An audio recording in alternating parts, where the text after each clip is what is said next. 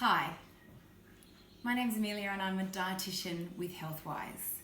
And today I wanted to show you a really quick, really fun and hopefully delicious recipe where we are adding, or if you're feeding it to kids, maybe you're hiding some vegetables and also some legumes into what might otherwise be quite a traditional smoothie type recipe.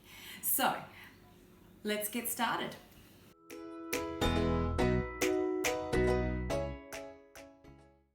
So these are the things that you'll need. Frozen mango pieces work well, some canned white or cannellini beans, no added salt is a good option. Your choice of yogurt, it could be lower fat, lower sugar, or a bit more indulgent. The milk can be your version, make sure it's fortified with calcium though, and you'll need a banana. Time to add it to our mixer. 1 cup of mango, half a cup of white beans, 1/3 of a cup of yogurt,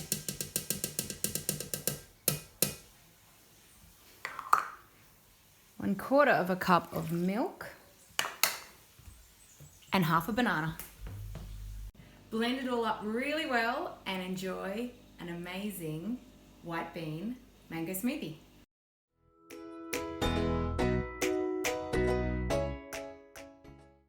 Moving on to our vegetables, zucchini is what I'm adding today. We've got the very similar ingredients. This time I'm using blackberry because I think the colour will work a little bit better with the blackberries to disguise the green of the zucchini. You could always peel your zucchini to help sneak it in there a little more.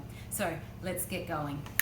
In it all goes 1 cup of the berries, half a cup of your milk, 1/3 of a cup of yogurt, along with 1 zucchini and half a banana.